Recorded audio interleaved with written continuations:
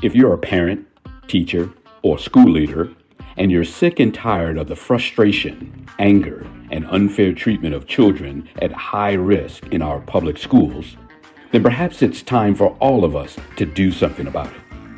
In this podcast, Dr. Almitra Berry brings you tips, tools, strategies, and tactics to build successful solutions while touching, moving, and inspiring all of us to transform our schools so that every child thrives. Here's your host, Dr. Berry. Welcome back, Equity Warriors. Thanks for tuning in to this episode of the 3E Podcast. Thanks for joining me, and thanks for staying with me. Let's talk Juneteenth, shall we? I originally wanted to call this episode A Journey from Emancipation to Modern Relevance, but if you listen to the last episode, you'll know I said that life got in the way. A little bit more transparency. It was actually death that got in the way and pulled me away from my daily work, but I am back. And I know it's a little late to talk about Juneteenth, but frankly, if we're talking about Juneteenth, 250,000 enslaved black people in Texas were 2 years late getting the news. So for me, maybe a week or so behind schedule isn't quite so bad. Forgive me. I first talked about Juneteenth back in episode 5, a long time ago. Or I didn't talk about Juneteenth, excuse me. I talked about hard history. And I want to talk about here today very quickly to get us set up in the right mindset or framework to talk about Juneteenth. Let's understand what hard history is, either as a primer for those of you who are just joining, for those of you who have not listened to episode 5 for 95 episodes. There's been a lot of content in between. And just so that we all are on the same page about what is hard history, because we're hearing that term quite a bit, but it's not always being defined. So here's the definition, my definition of hard history. Hard history refers to challenging and uncomfortable aspects of our past that are central to understanding this nation's development and its present day realities. Hard history includes events and periods of time that often involve collective violence, state-sanctioned oppression, or actions that contradict our stated so-called national values. Hard histories are often dissonant with popular narratives. It doesn't quite make sense. It connects to current societal issues, and it requires us to confront head-on some difficult truths about our past and our present. That's a long definition, I know. So let's break it down. An audio close read of what that is, hard history. 5 elements. Number 1, hard history is central to understanding and coming to reckon with our national history. Hard history is a part of the national history. Second element, hard history will often contradict what is commonly accepted as the narrative or his story. It will also contradict our stated values as a nation, like all men are created equal. Third element, hard history often or almost always involves some violence or oppression of marginalized peoples. Number 4, it's always going to connect to an issue in the present day. Last but not least, number 5, hard history challenges our existing understandings of history. History. For those of you who know me, know that I used to teach history. It was my favorite subject when I was in elementary school. I loved teaching high school U.S. history. And back in episode 5, I quoted Mark Twain. I know, Mark Twain, stay with me. But he wrote, "The very ink with which history is written is merely fluid prejudice." He had some great insights from time to time. So let's talk about Juneteenth. Origins of Juneteenth are in the Emancipation Proclamation, issued by President Abraham Lincoln back on January 1st, 1863. 1863. But there were a number of things that were wrong with that proclamation, wrong with emancipation the way it was laid out. And the things that were really wrong were particularly true in Confederate-controlled areas. And I'm going to talk about what was going on outside of the South and outside of those Confederate states. But Juneteenth essentially was the announcement that the enslaved Africans, by then, the numbers of years we've been here, African Americans, and you all know that I prefer to use the term Black for those of us who have that shared history of ancestors who were enslaved. Black Americans were supposedly free, at least no longer enslaved. Galveston, Texas, June 19th, 1865, General Order Number 3 is what it was called. Union General Gordon Granger got down to Galveston and proclaimed that all enslaved people were free. Now, for the 250,000 people in Texas who were still enslaved, this is 2 years plus after the Emancipation Proclamation. When did I say? I know, I hate to do dates in history, but this is important. January 1, 1863 was the proclamation. We got the news in Texas on June 19th, 1865, 2.5 years later. So why the delay? Well, they've said a number of things as to why it took so long. I was having a conversation last week, and somebody said, well, it's not like they could get on Twitter or X or whatever you want to call it and just announce it. No, but they had, and though they didn't have telephones, but they had telegraph. They had the telegraph. So I want you to keep in mind, there was a way to communicate nationally without somebody having to ride a horse from D.C. to Galveston to share the news. So yes, Texas was at that time geographically remote from the main fighting of the Civil War. So it's not like Union forces were sitting in Texas and got the word via telegraph and went out and said something. The other thing is, Texas is a pretty big state, second only to Alaska. Shout out to anybody in Alaska. Yes, I know, you guys are huge.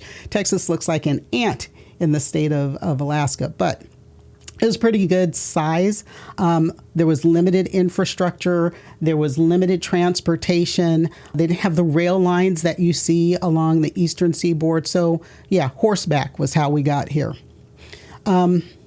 The emancipation itself, one of the big issues was that it only applied to Confederate states that were in active rebellion. Only those states that had declared their independence from the United States. So enforcing that really did depend, enforcing the emancipation depended on there being the Union, United States American Union military forces. Now, Texas was a Confederate state, but it wasn't under Union control until the end, after the Civil War was over. And there was a lot of work still to be done by the Union Army to enforce the proclamation. I'll say here in Texas that, because that's where I am. Not back then. I ain't that old. So even though Lee surrendered, they always like talk about it's their what do they say? Their culture. Yeah. And they want to keep swinging those or waving those stars and bars flags. They surrendered. They quit. They gave up. But it took time to get to areas outside of where all that fighting was going on. And you had slaveholders in Texas who, of course, didn't want to give up their free labor. And so even when they had the news, they didn't tell their enslaved people. There were slaveholders who even moved to Texas from other states to get out of the area that was under control of Union forces so they could keep practicing slavery. A little bit of defiance there until they could get everything under control. So there were also, some logistical efforts. Again, keep in mind, it wasn't present day. We're doing everything on horseback. Took a little while. So you got isolation. You've got a need for military control. You've got resistance from white slaveholders and just getting enough people in this case, we're talking right now, Texas, because that's what Juneteenth is all about, to get this taken care of. Now, real hard history. there were, aside from, you had slaveholders who were moving their slaves to Texas to try and, let's stay ahead of the curve, so to speak. But one of the simple truths is that they wanted to get another harvest out of the slaves before the slaves were freed.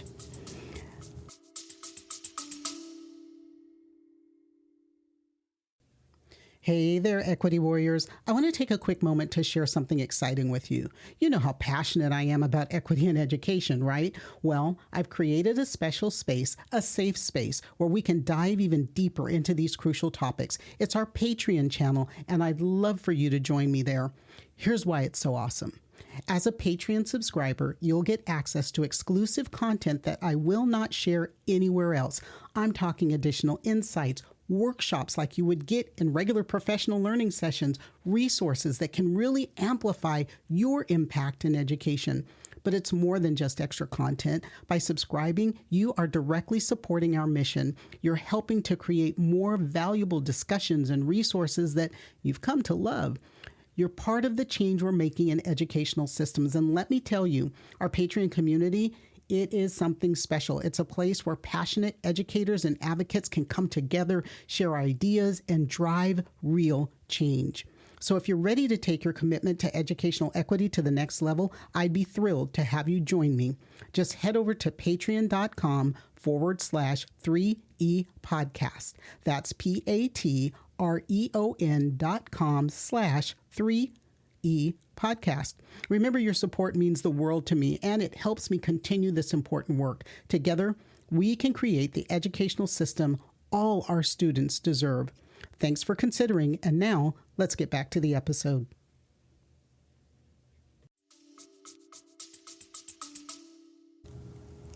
That's a huge economic motivation, and as you think about how things are connected to present day, keep that in mind. There's a lot of things that we aren't told, that our children aren't taught, because there is motivation for people in power to have an underclass of citizenry that will do menial labor. They want an uneducated underclass to do the work that previously was done by enslaved Africans.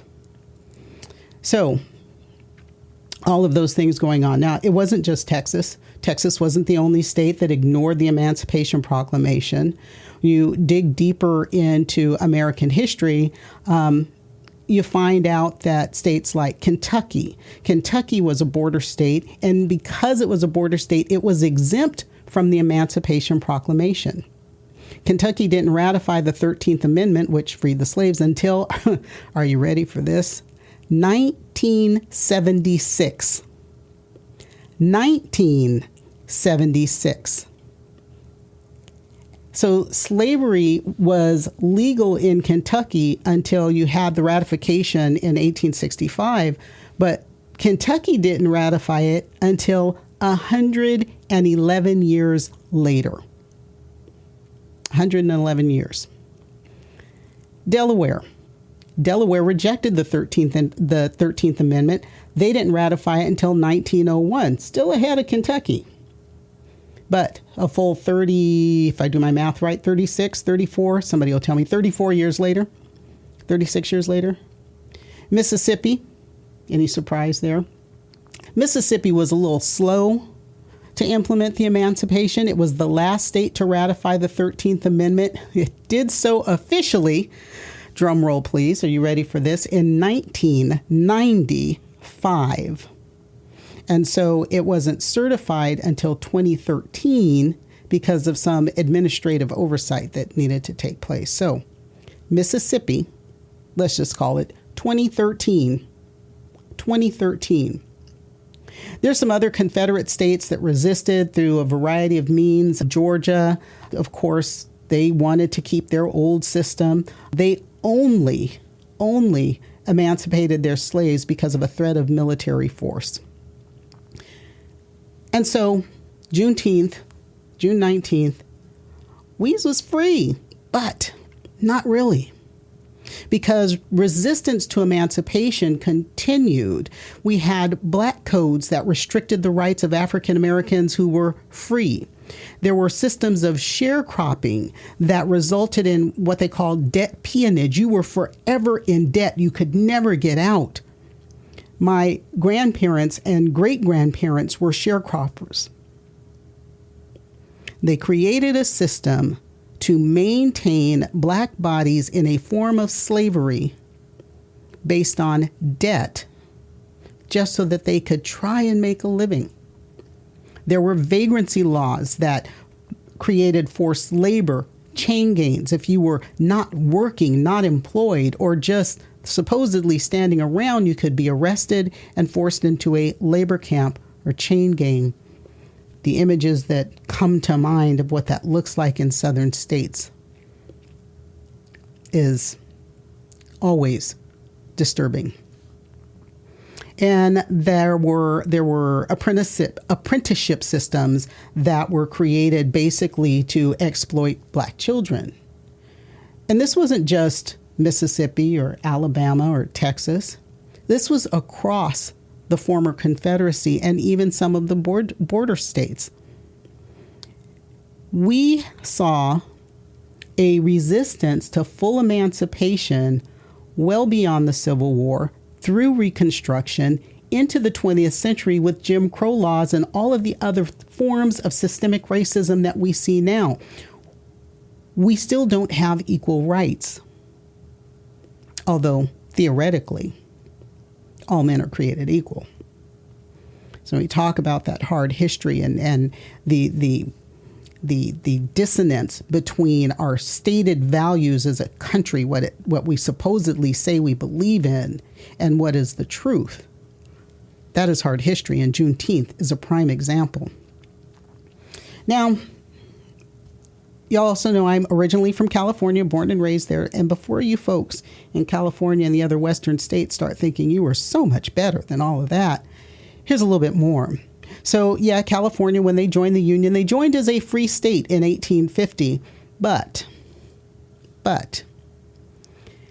California, their constitution did prohibit slavery, but they were a society with slaves. So you had Southern slaveholders who brought their enslaved people with them because of the gold rush in California, and a system in California that essentially prohibited black people from working the gold rush unless they were essentially enslaved by white people. In 1852, 2 years after California entered the Union, they passed their own fugitive slave law. And their Fugitive Slave Act allowed for escaped enslaved people in California to be returned to their owners. So they were complicit. And there's that history that is complex and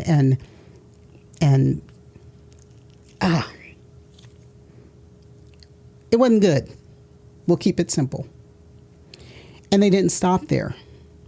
In California, it wasn't just black folks that were enslaved. Native Americans were subjected to forced labor. There was an act in California, a law in California called the Act for Government and Protection of Indians, passed in 1850. So Native American children and adults could be indentured to white people, essentially enslaved. Now, the black community in California, they were actively fighting against slavery and for civil rights. They had conventions, they published newspapers, they advocated for the repeal of discriminatory laws, but still, it existed. Oregon, y'all ain't off the hook either. Oregon explicitly prohibited slavery when they adopted their state constitution, but they also included exclusion laws that barred black people from living in the state.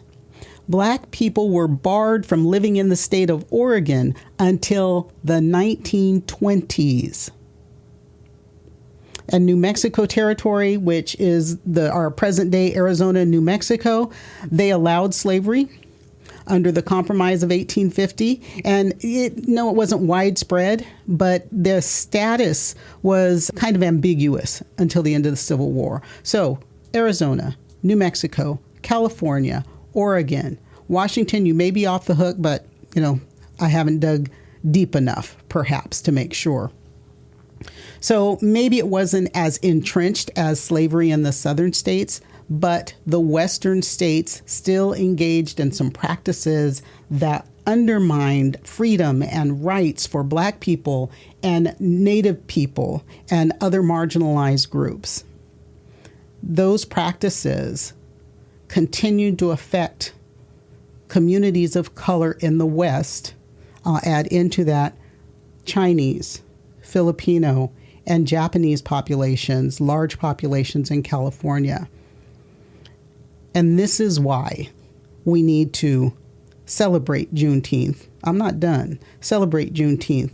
And why other groups who have benefited need to recognize how they have benefited from this work. Okay. After that, we've got, after emancipation, there's a period called Reconstruction, right? So that went on to about 1877. Reconstruction, this idea to reunify families, to get schools started, for Black folks to be able to participate in politics. It was huge. We had Black people being elected to the U.S. Congress during Reconstruction.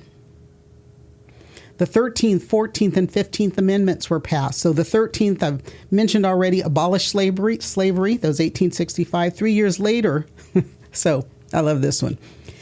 The 14th Amendment gave us, theoretically, citizenship and equal protection under the law to all persons born or naturalized in the United States. So we were free in 1865, but we were not citizens until 1868, 3 years later.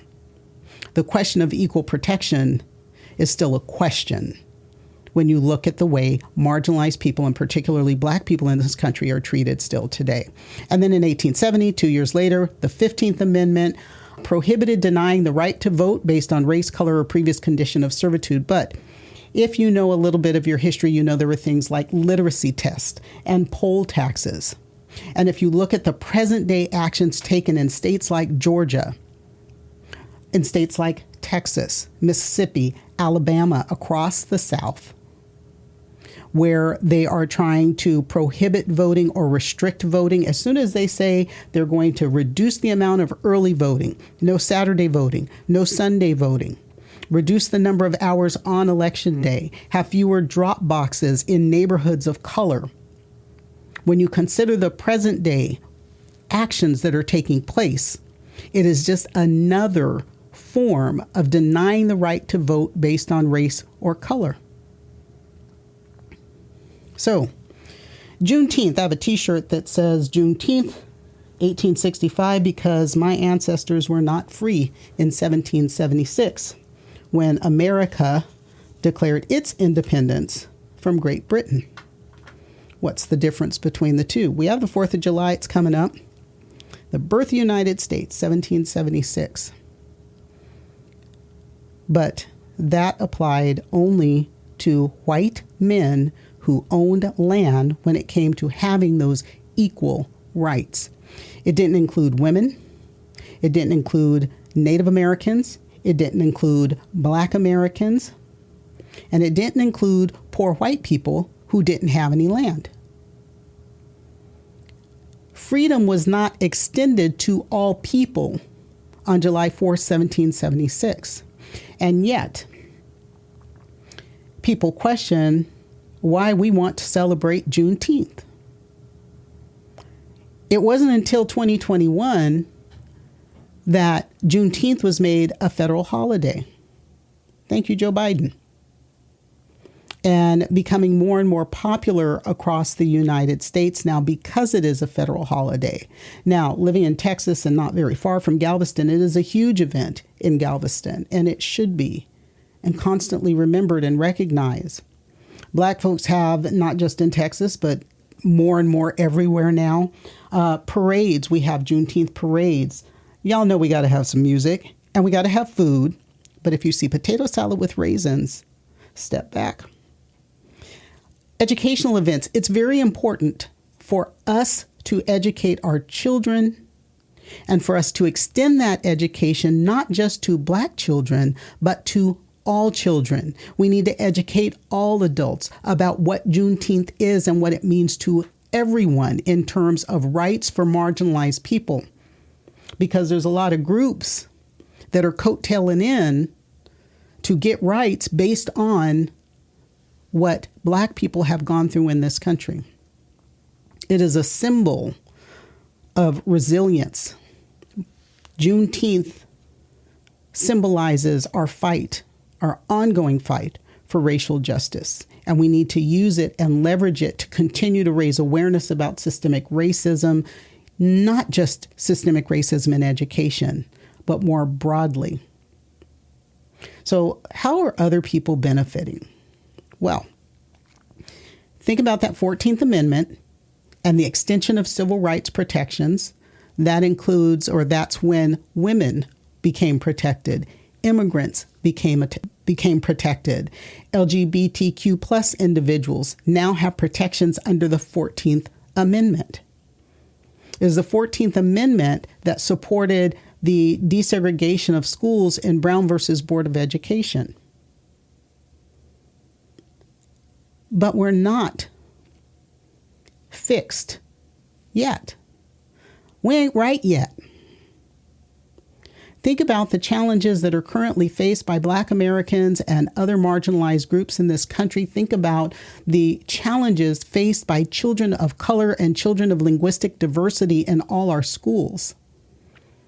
It is important for all of you as equity warriors to be educated and to be allies, true allies, anti-racist, and activists to continue a fight for equality and justice. I want to thank you for allowing me an opportunity to talk more broadly about Juneteenth, not in a silly way. I love some of the great comics who have some really good content about Juneteenth. I want you to be truly educated. I want you to understand the history and the significance of Juneteenth, and I want you to understand that hard history is hard for a reason. And if we don't understand those 5 elements of hard history, that we don't see it when it's right in front of us. So become informed and aware. And when we reflect on the past and how it impacts our present, we have to continue to have conversation and take action. Here's what you need to do. 3 things. Don't just educate yourself, educate others. Share this episode with your friends, with your families. Spread awareness about Juneteenth, about hard history, and why it's important to understand hard history. Support Black-owned businesses. Make a conscious effort to support Black entrepreneurs and businesses in your community, not just businesses like mine, but restaurants, stores, dry cleaners, businesses online. Because we may never get reparations, so we're going to have to support one another if we're ever going to have a large Black community that can build generational wealth. And number 3, advocate for change. I say it all the time. Get involved. Understand local and national politics. Work and support those organizations that are working towards racial justice and equality broadly and specifically in our schools. Because understanding hard history is just a first step towards creating equity. Visit my Patreon channel for more resources and join me again next week and every week. Connect with me on social. Look down in the notes for links. Send your questions, topics, and requests to info@askdrberry.com. And y'all know I'll answer those questions and bring you some experts to help address those topics. As always, don't worry about the things you cannot change. Change the things you can no longer accept. And I'll check you next week. And that's a wrap for this week's episode of the 3E Podcast. You know, every time you tune in, you're joining a powerful movement to reshape education. So now let's take that impact to the next level. Here's how you can make a difference. First, if you haven't already done so, smash that subscribe button. It's free, it's easy, and it matters more than you know. Second, if today's discussion resonated with you, share it. Don't keep the good stuff to yourself. Spread the word to your friends, your family, your colleagues, anyone who cares about education. And third, now this is the big one, consider becoming a supporter of the 3E podcast. Your small monthly contribution, it is the catalyst for our mission. With your support, we can amplify these crucial conversations. We can reach more educators around the world and produce more of the content you love. Together, we're not just talking about change, we are making it happen. So here's what I'm asking. Head over to Buzzsprout and subscribe to the Educational Equity Emancipation Podcast. Every download there and only downloads there directly support our work. Don't just be a listener, be a change maker, be an equity warrior. You have the power to change the things we can no longer accept. Join our community, support the 3E podcast today. Thanks for listening, and I'll catch you on the next episode.